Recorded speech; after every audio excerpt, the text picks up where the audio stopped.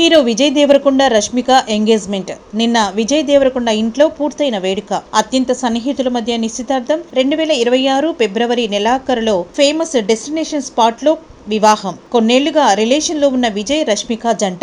విజయ్ దేవరకొండ రష్మిక ప్రేమలో ఉన్నారని, పెళ్లి చేసుకోనున్నట్లు కొన్నేళ్లుగా ప్రచారం సాగింది. ఇద్దరికీ నిశ్చితార్థం కూడా జరిగిపోయిందనే వార్తలు వచ్చాయి. ఈ విషయాన్ని ఈ జంట ముందు ఉంచిన ప్రతిసారి వారు ఏదోలా తప్పించుకునేవారు.